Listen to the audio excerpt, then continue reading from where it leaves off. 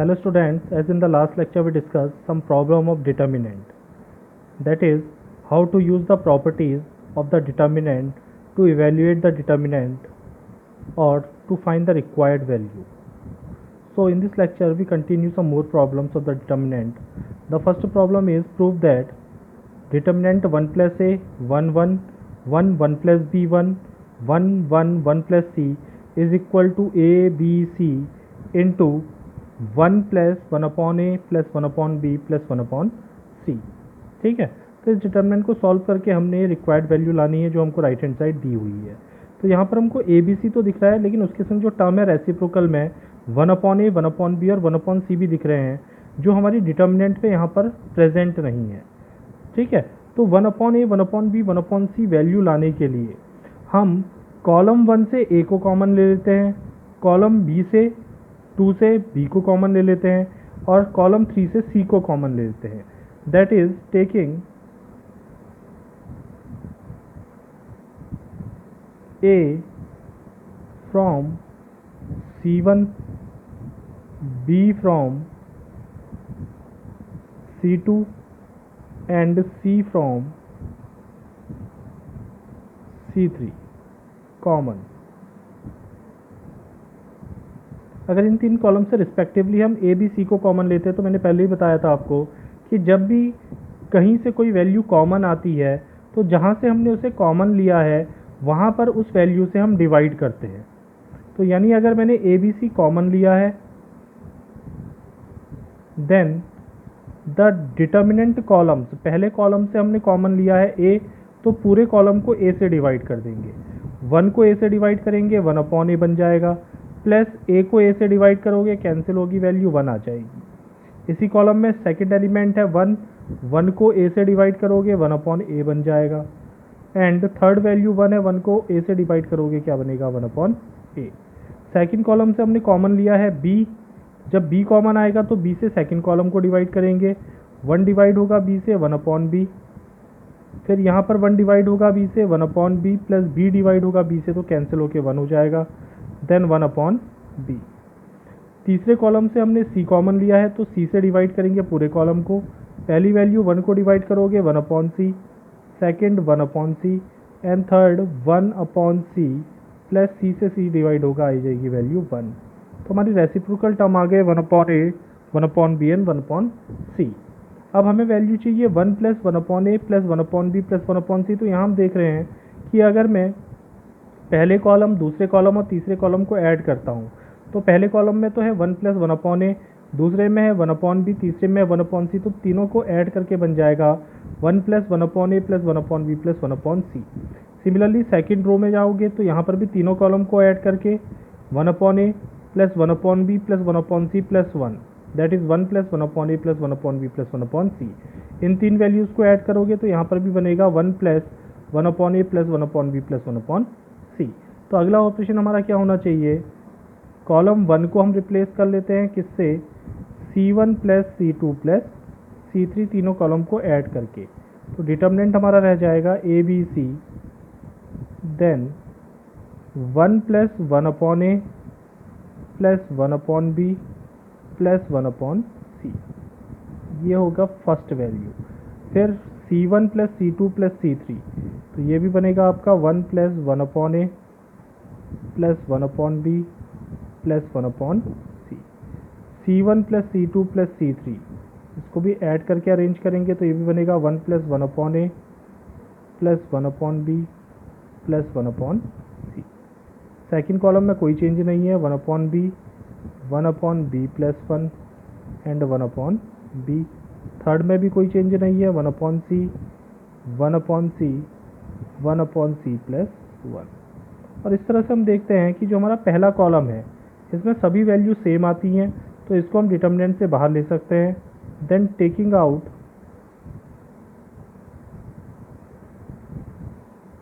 1 plus 1 upon A plus 1 upon B plus 1 upon C common from C1, column C1 से। तो C1 से अगर हम बाहर लेते हैं तो हमारा डिटर्मिनेंट जाएगा del is equal to A B C into 1 plus 1 upon A plus 1/b plus 1/c जो वैल्यू हमें चाहिए थी, और डिटर्मिनेंट रह जाएगा 1 1 1 क्योंकि तीनों वैल्यू सेम है और कॉमन ले ली, 1/b 1/b plus 1 and 1/b, then third column is 1/c 1/c 1/c plus 1। ठीक है, अब यहाँ पर 2 जीरो रहेंगे सब्ट्रैक्ट करके और उसके बाद उसको एक्सपेंड कर देंगे।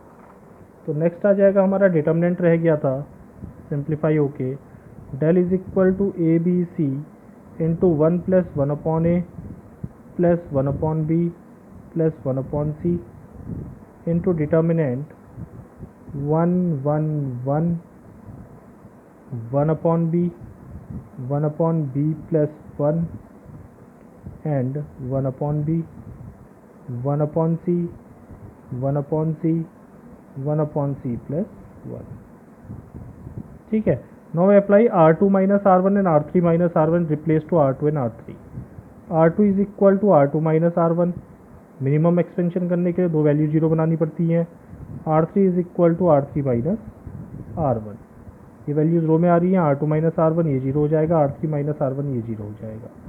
Then del is equal to ABC into 1 plus 1/a plus 1/b plus 1/c into, देखो पहला ऑपरेशन है R2 is equal to R2 minus R1, तो R2 minus R1 R2 minus R1 R2 minus R1 करेंगे और उसको replace कर देंगे R2 में, तो ये न्यू R2 बन जाएगा। ठीक है, तो R2 की वैल्यू जाएगी, R1 में कोई चेंज नहीं है, 1 1/b 1/c, R2 minus R1 1 minus 1 0, R2 minus R1 तो 1/b plus 1 minus 1/b, then it is equal to plus 1, 1/c minus 1/c is equal to 0। ठीक है, सेकेंड हम करेंगे दूसरा operation R3 minus R1, replace करेंगे R3 को, तो R3 ये वैल्यू है, R1 ये वैल्यू है, तो R3 minus R1 1 minus 1 0, R3 minus R1 1/b minus 1/b 0, R3 minus R1 1/c plus 1 minus 1/c, तो 1/c से 1/c कैंसिल, तो क्या रह जाएगा 1। Now expanding the determinant column 1, तो 1 के रिस्पेक्ट में इसलिए कर रहे हैं क्योंकि यहाँ मैक्सिमम नंबर ऑफ जीरो है। एक्सपेंडिंग अलोंग C1, तो C1 के रिस्पेक्ट में एक्सपेंड करेंगे तो इसका साइन होता है प्लस, इसका माइनस, इसका प्लस, देन केवल एक एलिमेंट के लिए कैलकुलेशन होगा, A B C 1 plus 1/a plus 1/b plus 1/c into 1 element का साइन प्लस है, डिटर्मिनेंट बनाएंगे, इसकी रो को हाइड कर देंगे, इसकी कॉलम को हाइड कर देंगे, then it is 1 0 0 1 minus 0 plus 0, बाकी एलिमेंट क्या हो जाएंगे 0। ठीक है, और इसको सॉल्व करते हैं क्रॉस मल्टीप्लाई करके, then del is equal to A B C into 1 plus 1/a plus 1/b plus 1/c into, ये रह जाएगा 1 इंटू 1 1 जा 1, तो दैट इज़ 1 माइनस 0, और ये वैल्यू आएगी 1, so it becomes A B C into 1 plus 1/a plus 1/b plus 1/c, तो this value is the determinant value. ये क्या आएगी, हमारी वैल्यूट होगी डिटर्मिनेंट आएगी जो हमें चाहिए थी। ठीक है, इसके बाद अगला क्वेश्चन देखते हैं, show that the determinant A square B C A C plus C square, A square plus A B B square A C, A B B square plus B C C square is equal to 4 A square B square C square. तो यानी हमें A square B square C square अगर चाहिए तो ए B सी common आने चाहिए 2 times. ठीक है, या ए बी सी को हमने कॉमन देखना है। तो अगर हम देखें सबसे पहले तो पहले कॉलम में अगर हमें दिखे तो यहाँ भी ए स्क्वायर है, यानी ए की 2 पावर है, यहाँ भी ए स्क्वायर और यहाँ ए है, यानी यहाँ भी दोनों टर्म में ए है, और तीसरी रो में भी क्या है, ए है। तो पहले कॉलम से हम ए को कॉमन ले सकते हैं। इसी तरह से यहाँ भी बी है, यहाँ भी बी है, यानी दोनों टर्म में बी है तो बी कॉमन आ सकता है। यहाँ भी सी है, यहाँ भी सी है, और यहाँ दोनों एलिमेंट सी हैं तो इसमें से सी भी कॉमन आ सकता है। तो मान लेते हैं let del is equal to A square B C A square plus A B B square plus B C A C plus C square A C and C square. तो ऑपरेशन हम करते हैं इसमें taking A from C1, taking out A from C1, B from C2 and C from C3 common. तो इन तीन column से respectively हम ए B सी common ले लेते हैं। तो यहाँ से अगर हम ए कॉमन लेते हैं तो पहले से ए, दूसरे से बी, तीसरे से सी कॉमन लिया तो ए बी सी बाहर आ जाएगा। ठीक है, अब इसमें से ए कॉमन लिया तो ए से हर एक टर्म को डिवाइड कर दो पहले कॉलम के। ए स्क्वायर ए से डिवाइड होगा तो ए बचेगा, ए स्क्वायर ए से डिवाइड होगा, ए प्लस ए बी डिवाइड होगा तो केवल बी बचेगा, ए बी डिवाइड होगा तो क्या बचेगा, बी। दूसरा, यहाँ पर हम बी से डिवाइड कर देंगे तो ये सी रह जाएगा, ये बी रह जाएगा, ये रह जाएगा बी प्लस सी। यहाँ सी से डिवाइड करेंगे तो ये बन जाएगा ए प्लस सी, ए और सी। ठीक है, तो इस तरह से हमारी क्या आ जाएंगी, वैल्यूज़ आ जाएंगी। अब इसके बाद हमें चाहिए नेक्स्ट टर्म, फिर से ए बी सी एक बार और चाहिए तभी उसका स्क्वायर बनेगा। तो हम क्या करते हैं, यहाँ पर ऑपरेशन अप्लाई करते हैं R1 प्लस R3। देखो ये ए बी है तो ए को बी में ऐड करेंगे और फिर ए प्लस बी से ए प्लस बी को माइनस करेंगे तो एलिमेंट क्या हो सकता है, 0 हो सकता है। ठीक है, यहाँ पर करेंगे तो यहाँ पर इसमें इसको ऐड करेंगे तो b plus 2c minus B, तो b से b कैंसिल, c रह जाएगा केवल। यहाँ पर करेंगे इसको इसमें ऐड करेंगे a plus 2c minus a करेंगे तो a से a कैंसिल होगा, 2c रह जाएगा। तो इस कॉलम में c हमें कॉमन मिल जाएगा जो यहाँ c स्क्वायर बनाएगा।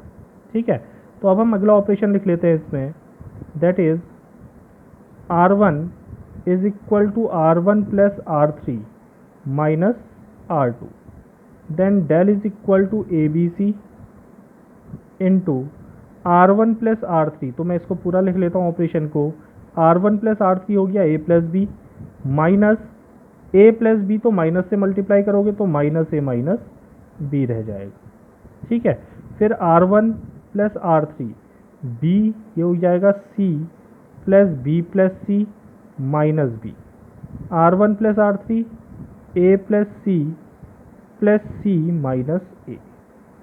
ये डिटर्मिनेंट आपकी निकल के आई। यहाँ रह जाएगा ए प्लस बी, इसमें कोई चेंज नहीं है, B A B B plus C and C. ठीक है, अब इसके बाद अगर हम देखें तो यहाँ पर इसको सॉल्व कर लेते हैं।